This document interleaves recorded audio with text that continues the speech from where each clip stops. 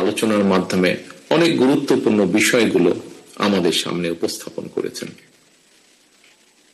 সম্মানিত উপস্থিতিবৃন্দ, আমার বক্তব্য শুরু করার আগে আমি এই অনুষ্ঠানে বিশেষ করে বৃহত্তর ময়মনসিংহ এলাকায় সমতলে বসবাসকারী ক্ষুদ্র জনগোষ্ঠীর তৎকালীন নেতৃবৃন্দের সঙ্গে, আমি বেশ আগের কথা বলছি, শহীদ জিয়াউর রহমানের সাথে তাদের ইন্টারাকশনের দু একটি ছোট বিষয় আপনাদের সামনে উল্লেখ করতে চাই। যদিও সভাপতি সাহেব ওনার বক্তব্যে তার কিছু কিছু বিষয় বলেছেন।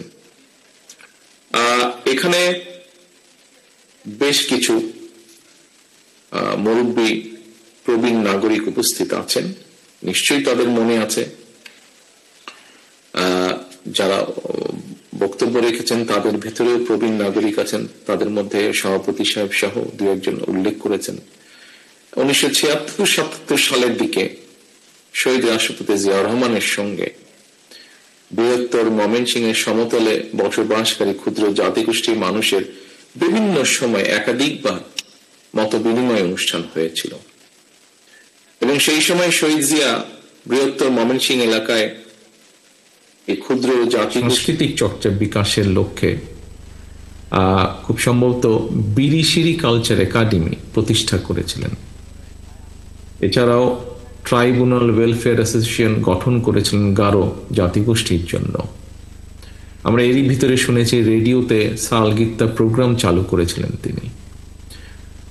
ছাত্র হোস্টেল নির্মাণ, বিশেষ করে বিশেষ উদ্যোগে সরকারি চাকরিতে যে নিয়োগ এবং উচ্চশিক্ষার সুযোগ সৃষ্টির সহ বিভিন্ন সুযোগ সুবিধা নিশ্চিত করেছিলেন তৎকালীন সরকার শহীদ রাষ্ট্রপতি জিয়াউর রহমানের নেতৃত্বে। সমতলে বসবাসকারী ক্ষুদ্র জনগোষ্ঠী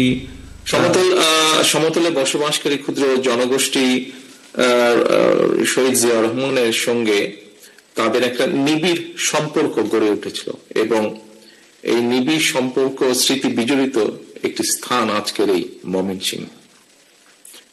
সম্মানিত উপস্থিতিবৃন্দ, আজকের এই প্রতিনিধি সমাবেশ নিয়ে আমি একজন রাজনৈতিক কর্মী হিসাবে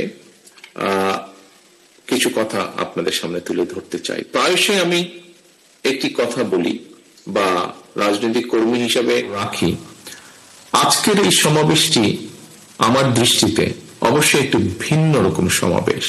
আর রাজনৈতিক দল বা বিভিন্ন সমাবেশগুলো যেরকম হয় ঠিক সেরকম নয়। খুব সম্ভবত এখানে একজন বক্তা এই কথাটি তার বক্তব্যে তুলে ধরেছেন। আমার দৃষ্টিতে এই সমাবেশটি একটি মনস্তাত্ত্বিক, সামাজিক এবং রাজনৈতিক এবং অর্থনৈতিক তাৎপর্য রয়েছে এই সমাবেশটির। উপস্থিতিবৃন্দ, আমরা জানি প্রেম প্রকৃতির নিবিড় সংস্পর্শে বেড়ে ওঠা ক্ষুদ্র জনগোষ্ঠীর মানুষেরা সাধারণত শেকড়ের সঙ্গে বন্ধন ছিন্ন করতে চায় না এবং খুব সম্ভবত এটি শুধু বাংলাদেশেই নয়, বিশ্বের বিভিন্ন দেশে ক্ষুদ্র জনগোষ্ঠী মানুষের মধ্যে একই প্রবণতা বিদ্যমান। তবে বর্তমানে বিশ্বের দেশে দেশে তথ্য প্রযুক্তির যে অবাধ প্রবাহ, তার কারণে ক্ষুদ্র জনগোষ্ঠীর লোকালয়েও এর একটি প্রভাব হানা দিয়েছে। সুতরাং এই সমাজ বাস্তবতা থেকে হয়তো কারোরই দূরে থাকার সুযোগ নেই। সারা দেশে ক্ষুদ্র জনগোষ্ঠীর নিজস্ব বিশ্বাস, সংস্কৃতি এবং স্বাতন্ত্র্যবোধ রক্ষার প্রতি সম্মান রেখেই আপনাদের আজকের এই অনুষ্ঠানে আপনাদের প্রতি আমার বিনীত আহ্বান থাকবে, এই সময়ের চ্যালেঞ্জ মোকাবেলায় আপনাদের নিজস্ব যে ধর্ম, ভাষা, সংস্কৃতি আছে সেটি সংরক্ষণের স্বার্থে হলেও যে কোনো মূল্যে, যে কোনো উপায়ে আপনাদেরকে শিক্ষা, কর্মসংস্থান এবং কর্মদক্ষতা অর্জনের সুযোগগুলো কিন্তু গ্রহণ করা অত্যন্ত জরুরি। নিজেদের গণতান্ত্রিক রাজনৈতিক অধিকার চর্চা এবং প্রয়োগের ক্ষেত্রেও কিন্তু সমানভাবে আপনাদের সক্রিয় থাকা অত্যন্ত জরুরি। প্রিয় ভাই বোনেরা, শিক্ষা দীক্ষা সহ আপনারা যাতে ঐক্যবদ্ধভাবে আপনাদের সকল নাগরিক সুবিধা এবং সুযোগ সুবিধাগুলো ভোগ করতে পারেন রাষ্ট্রের দেওয়া, রাষ্ট্র রাজনীতি সম্পর্কে আপনারা যাতে আরো সচেতন হয়ে উঠতে পারেন, সেই লক্ষ্য নিয়েই কিন্তু 2007 সালে দেশনেত্রী খালেদা জিয়া বিশেষ আগ্রহে ক্ষুদ্র জাতিগোষ্ঠীকে সামাজিক এবং রাজনৈতিকভাবে সংঘবদ্ধ করার এবং সংগঠিত করার উদ্যোগ নেওয়া হয়েছে। এবং সেই উদ্যোগের ধারাবাহিকতাই কিন্তু রাজনৈতিক সামাজিক কার্যক্রমের এক পর্যায়ে 2014 সালের 7ই সেপ্টেম্বর খুব সম্ভবত বিএনপির অস্থায়ী সহযোগী সংগঠন হিসেবে জাতীয়তাবাদী ক্ষুদ্র জাতিগোষ্ঠী দলের সাংগঠনিক কার্যক্রম শুরু হয় এবং এরই প্রতিফলনে সমতল ভূমিতে বসবাসকারী ক্ষুদ্র জনগোষ্ঠীর আজকের এই প্রতিনিধি সমাবেশ। দেশের স্বার্থ সম্পর্কে যদি সচেতন থাকে তাহলে অবশ্যই কোনো অপশক্তি বিভ্রান্তি সৃষ্টির সুযোগ নিতে পারবে না বা সক্ষম হবে না। সম্মানিত প্রিয় উপস্থিতিবৃন্দ, বাংলাদেশের সমতল ভূমিতে এবং পাহাড়ি অঞ্চলে বসবাসকারী ক্ষুদ্র জাতিগোষ্ঠী কিংবা ক্ষুদ্র নৃগোষ্ঠী সংখ্যা সব মিলিয়ে খুব সম্ভবত অর্ধশত।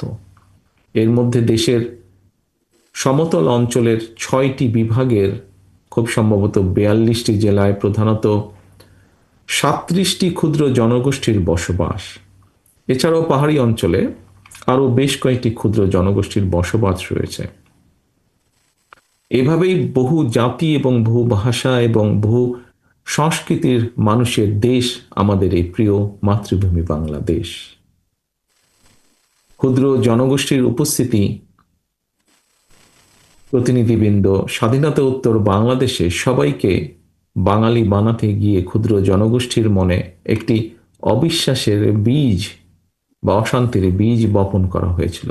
কিন্তু পরবর্তীতে আমরা দেখেছি স্বাধীনতার ঘোষক শহীদ রাষ্ট্রপতি জিয়াউর রহমান বাংলাদেশি জাতীয়তাবাদ প্রতিষ্ঠার মাধ্যমে ক্ষুদ্র জনগোষ্ঠীর মন থেকে সেই অবিশ্বাস বা কষ্টটি দূর করতে সক্ষম হয়েছিলেন। বিএনপির দৃষ্টিভঙ্গি হচ্ছে ভাষা, গোত্র, বর্ণ কিংবা দলমত, ধর্ম, দর্শন যার যার, প্রিয় মাতৃভূমি বাংলাদেশ সবার আমাদের। ধর্ম, বর্ণ, গোত্র কিংবা ভাষা যার যাই হোক, পাহাড়ে কিংবা সমতলে বসবাস যার যেখানেই হোক না কেন, যারা এই বাংলাদেশ নামক ভূখণ্ডের বৈধ নাগরিক, আমাদের প্রত্যেকের প্রথম এবং প্রধান পরিচয় আমরা বাংলাদেশী। সুতরাং সমতল কিংবা পাহাড়ি অঞ্চল, রাজধানী কিংবা শহর, নগর, বন্দর অথবা অজপাড়াগাঁয়ের কোনো এক গহীন গ্রাম, বসতি যার যেখানেই হোক, বাংলাদেশের একজন নাগরিক হিসাবে আপনার, আমার, আমাদের সবার অর্থাৎ রাষ্ট্রের প্রতিটি নাগরিকের সমান অধিকার, যা একটু আগে আমাদের বিশেষ অতিথি ওনার বক্তব্যে উল্লেখ করেছেন। বিএনপি বিশ্বাস করে বাংলাদেশ শুধু বাঙালির নয়, ভিন্ন ভাষাভাষী ক্ষুদ্র জনগোষ্ঠী বৈধভাবে বাংলাদেশে বসবাসকারী এই বাংলাদেশ সবার। বহু জাতি, বহু ভাষিক এই বাংলাদেশে আপনারা প্রত্যেকটি ক্ষুদ্র জনগোষ্ঠী এক একটি রং, যাকে আমরা বলেছি রেইনবো নেশন। বৈচিত্র্যের মধ্যেই ঐক্য প্রতিষ্ঠা রাখাই আমাদের মূল লক্ষ্য বা আমাদের লক্ষ্য, এবং সেই লক্ষ্যেই বাঙালি, অবাঙালি তথা সকল জাতিগোষ্ঠী নিয়ে বাংলাদেশি নাগরিকগণ মিলেমিশে একটি অন্তর্ভুক্তিমূলক রাষ্ট্র ও সমাজ, একটি অন্তর্ভুক্তিমূলক নিরাপদ বাংলাদেশ গড়তে আমরা বদ্ধপরিকর। সুতরাং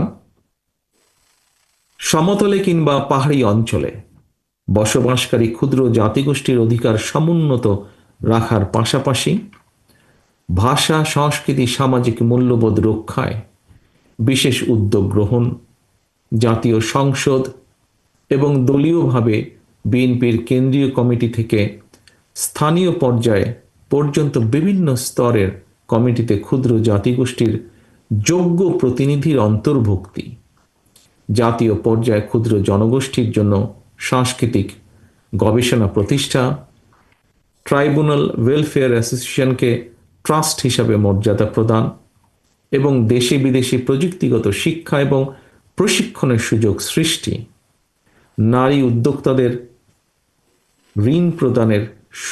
ঋণ সুবিধা প্রদান, এসব বিষয়গুলো বাস্তবায়নের ব্যাপারেও বিএনপির পরিকল্পনা রয়েছে ইতিবাচক এবং চিন্তা ভাবনাও রয়েছে আমাদের।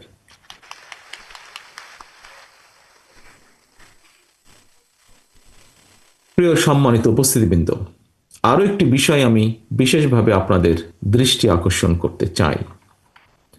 সেটি হচ্ছে দেশে বর্তমানে বিদ্যমান কোটা পদ্ধতিতে সরকারি চাকরিতে নিয়োগের ক্ষেত্রে পাহাড়ি অঞ্চলের চেয়ে সমতলে বসবাসরত যে ক্ষুদ্র জনগোষ্ঠীর সদস্য রয়েছেন, এই সদস্যদের নিয়োগ প্রক্রিয়া আমি যতটুকু জেনেছি তুলনামূলকভাবে জটিল, বিশেষ করে বর্তমান নিয়মে।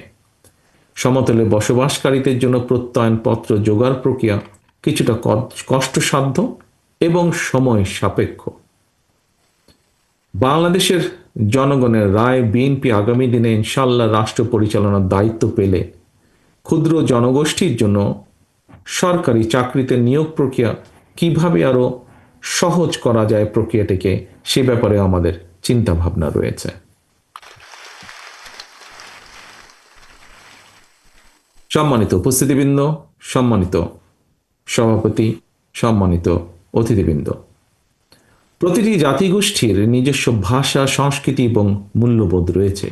প্রতিটি জাতিগোষ্ঠীর নিজস্ব ভাষা, সংস্কৃতি এবং মূল্যবোধের প্রতি ব্যক্তিগতভাবে আমার এবং আমাদের দল বিএনপির পূর্ণ আস্থা এবং সম্মান রয়েছে। ভাষার বহুত্ব, সাংস্কৃতিক বৈচিত্র্য, প্রতিটি জাতিগোষ্ঠীর স্বাতন্ত্র্য বোধ এবং ভিন্নতাকে সংরক্ষণ এবং এসবের উন্নয়নে যথাযথ ভূমিকা রাখা রাষ্ট্রের দায়িত্ব বলে আমরা মনে করি। আপনারা অনেকেই ইতিমধ্যে জেনেছেন বিএনপি ঘোষিত রাষ্ট্র মেরামতের 31 দফার 16 নম্বর ধারায় স্পষ্টভাবে উল্লেখ রয়েছে, দল, মত ও জাতি, ধর্ম, বর্ণ নির্বিশেষে পাহাড়ি ও সমতলের ক্ষুদ্র বৃহৎ সকল জাতিগোষ্ঠীর সংবিধান প্রদত্ত সামাজিক, রাজনৈতিক, সাংস্কৃতিক, অর্থনৈতিক ও ধর্ম কাজের অধিকার, নাগরিক অধিকার, জীবন সম্ভ্রম এবং সম্পদের পুনর্নিরাপত্তা বিধানের সর্বোচ্চ প্রচেষ্টা গ্রহণ করা হবে।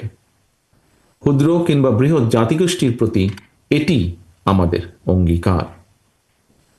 সম্মানিত উপস্থিতিবৃন্দ, জনগণের রায় ইনশাল্লাহ বিএনপি রাষ্ট্র পরিচালনার দায়িত্ব পেলে পর্যায়ক্রমে প্রতিটি অঙ্গীকার আমরা বাস্তবায়ন করব ইনশাল্লাহ। স্বৈরাচারী বা ফ্যাসিবাদী আমলে হামলা, নির্যাতন উপেক্ষা করেও ফ্যাসিবাদের বিরুদ্ধে নিজেদের গণতান্ত্রিক রাজনৈতিক অধিকার প্রতিষ্ঠার আন্দোলনে ক্ষুদ্র জাতিগোষ্ঠীর ভূমিকা উল্লেখযোগ্য। পতিত, পরাজিত, পলাতক, স্বৈরাচার মুক্ত বাংলাদেশে বর্তমানে প্রতিটি মানুষের নাগরিক অধিকার প্রতিষ্ঠার একটি সুযোগ সামনে এসেছে। সম্মানিত উপস্থিতি, প্রিয় ভাই বোনেরা, আগামী ফেব্রুয়ারি মাসে জাতীয় নির্বাচন অনুষ্ঠানের টার্গেট নিয়ে অন্তর্বর্তীকালীন সরকার ইতিমধ্যেই জাতীয় নির্বাচনের রূপরেখা ঘোষণা করেছে। বিএনপি ঘোষিত সকল পরিকল্পনা বাস্তবায়নের জন্য, যা এর ভিতরে আপনারা বিভিন্নভাবে শুনেছেন, জেনেছেন, আজকে আপনাদের এখানে যারা বক্তব্য রেখেছেন তাদের অনেকের বক্তব্যের মধ্যে উঠে এসেছে এবং আমার বক্তব্যেও আমি কিছু বিষয়গুলো উল্লেখ করেছি। সেজন্যই বিএনপি ঘোষিত সকল পরিকল্পনা বাস্তবায়নের জন্য দেশে কর্মসংস্থান এবং কর্মপরিবেশ নিশ্চিত করে দল, মত, ধর্ম, বর্ণ, গোত্র, গোষ্ঠী নির্বিশেষে সবার জন্য একটি নিরাপদ বাংলাদেশ প্রতিষ্ঠার জন্য আসন্ন জাতীয় নির্বাচনে বাংলাদেশ জাতীয়তাবাদী দল বিএনপি আপনাদের সক্রিয় সমর্থন এবং সহযোগিতা চায়।